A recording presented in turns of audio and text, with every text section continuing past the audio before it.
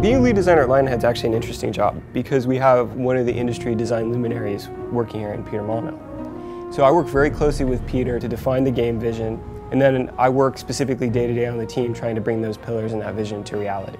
And along the way I work pretty much several times a week with Peter reviewing the game, talking about the game, and trying to execute on both what we want to do and what he is encouraging us to do. You're still going to be a hero. You're still going to have swords, you're still going to have guns, you're still going to have magic. But this time you're going to be leading a country as well as that. We're not going to make it easy for you though. There are going to be challenges in your rule. Like many of us have seen, the leaders that we elect in today's world often age badly in the first couple of weeks when they realise the enormity of the problem that they're taking on. We have always been a game that tries to be fairly accessible and something that hits a broader audience. So with Fable 3, what we're doing is keeping that foremost on and thinking about building it. But those that are long-term Fable fans won't be disappointed. Everything that they've loved about the Fable franchise will still be there. A role-playing game is all about, this is me playing the role of a hero and a king or a queen. It's really about not getting rid of every element of an RPG, but certainly making it something that people who aren't interested in that side of things will still enjoy. New technology in Fable 3, I think the main thing for me is Simon nodding in the background. The tools are actually a bit slower at the moment, so I probably wouldn't want to talk about that. We've got a real issue with that. Move on.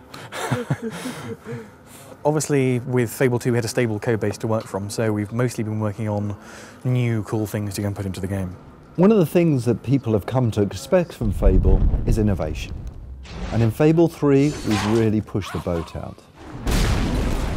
We've totally looked at the morph system, thrown it all away and started again. And the first thing that we've got is something called extreme morphs. Now, these extreme morphs are on an expression. So you're walking along and someone just upsets you. You can press this expression and out of your back appears these huge angel wings. A shaft of light comes down and shines on you. Everyone around you steps back and, oh my goodness, there you're showing your true character off. Aggressive, smile, stern.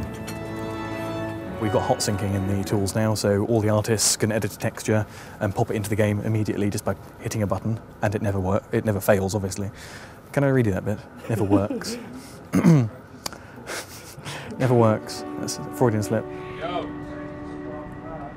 There's another thing which I think we could use for morphing, which is really interesting, which I've never seen before. And that is the weapon that you use. Why not have weapons change as you use them, that adapt themselves visually to your combat style and to your alignment? So imagine, how do you make the evil sword of ages? You make it by using it in an evil way. And as you use it, as you kill innocent victims, so you will see it glow and drip with blood all the time. I want everybody in the world to have unique weapons.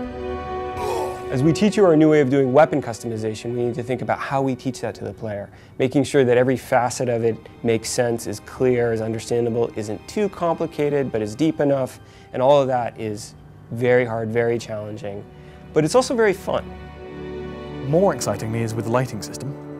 In Fable 2, I think, to generate the lighting for all the levels took a bank of 6 very, very powerful machines, 7 days to generate all the lighting for everything.